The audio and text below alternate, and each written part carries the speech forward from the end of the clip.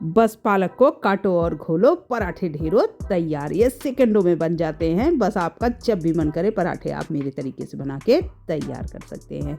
Hello दोस्तों, मेरे channel में आप सभी का बहुत बहुत स्वागत है। इसको बनाने के लिए यहाँ पे मैंने 250 ग्राम पालक को अच्छे से धो के बारीक बारीक काट लिया है। हरा लहसुन ले लिया, इसे भी अच्छे से काट लेंगे। साथ ही 2 कटोरी गेहूं का आटा ले लिया है। अब इसमें जाएगा 1 चम्मच बेसन और साथ ही 1 चम्मच जाएगी सूजी।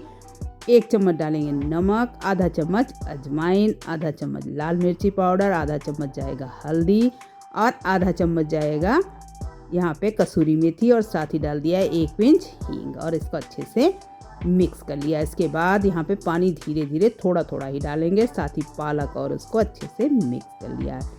अब यहाँ पे एक तवा अच्छे से गर्म करने के लिए रख दिया है। इसमें देखिए इतना पतला घोल रखना है जितना कि चीरे जैसा घोल होता है। पालक की वजह से ज़्यादा पानी एक बार में ना डालें, नहीं तो बनाना कठिन हो जाएगा। ये देखिए मीडियम थिक रहना चाहिए और एकदम बढ़िया से सारे पराठे बन के तैयार हो जाते हैं। एकदम आसान रेसिपी है। मेरी वीडियो पसंद आए तो आगे भी इसमें वीडियो आ रहे हैं, उनको जरूर क्लिक करके देखें। थैंक यू दोस्तों।